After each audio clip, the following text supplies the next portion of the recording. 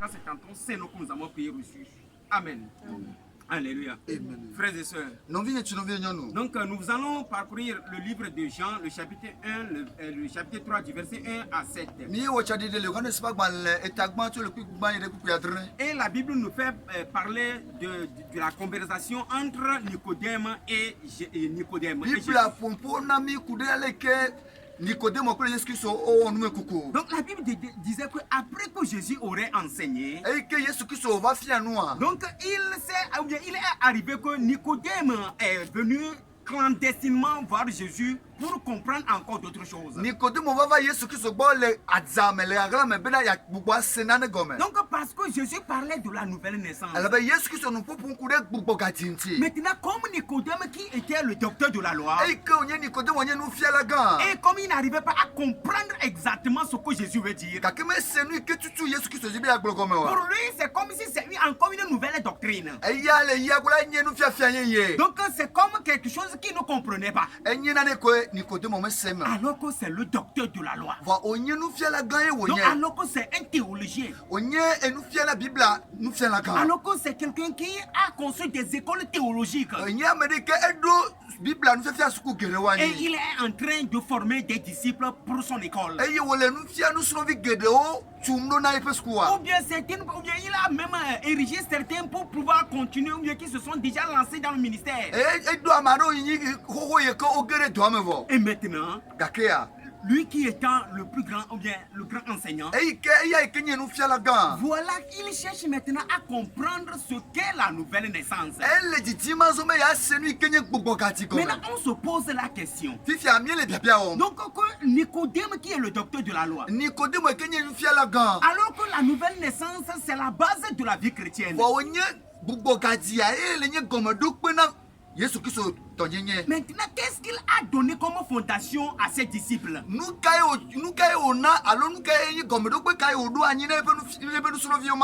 qu'est-ce qu'il les a érigés comme base afin de pouvoir bâtir dessus? Alors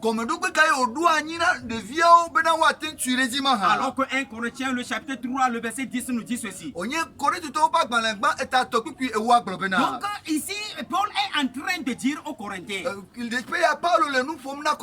et en particulier tout le corps de Christ, il dit j'ai posé le fondement comme un sage architecte. Maintenant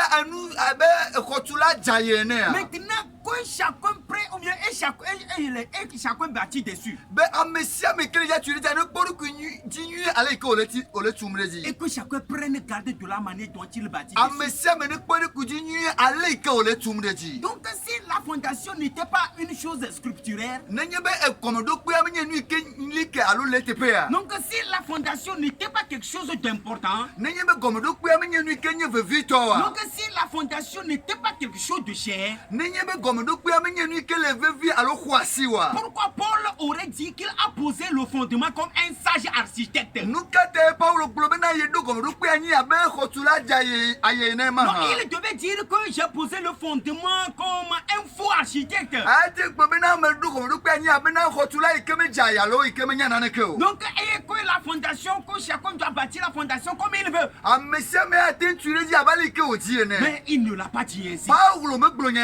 Il dit qu'il a posé le fondement comme un sage architecte. Mais que chacun prenne garde de la manière dont il bâtit dessus. Et nul ne doit poser un autre fondement que celui qu'est Jésus-Christ. Il n'a pas dit que ou bien nul ne doit avoir un autre fondement si ce n'est celui du pasteur. Il n'a pas dit qu'il a posé le fondement, ou bien il ne doit avoir un autre fondement que celui du pasteur. Il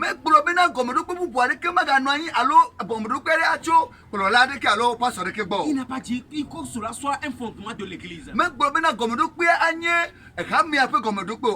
il parle d'un fondement qui doit être Jésus-Christ et Jésus-Christ de Nazareth seul. Frères et sœurs, donc nous étions dans un grand thème qui a pour titre qui appelle ton chrétien. nous avions dit que le chrétien, donc ce n'est pas un nom que nous nous sommes attribués nous-mêmes. Ou bien ce n'est pas un titre qu'il faut avoir pour dire que je suis chrétien. Donc ce n'est pas le fait de faire partie d'une domination qui te proclame chrétien. Ce n'est pas parce que tu fais partie des activités de l'église, alors là tu peux t'appeler chrétien.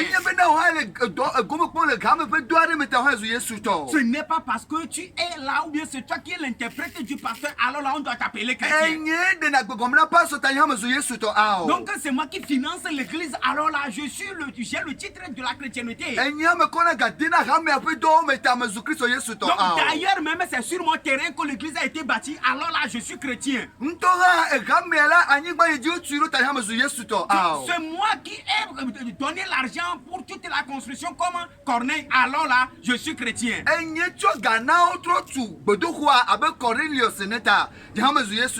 Frères et sœurs, donc toutes ces activités aussi concernent ce que faisait notre frère Nicodème. Frères et sœurs, Jean le chapitre 3 le verset 1 à 7.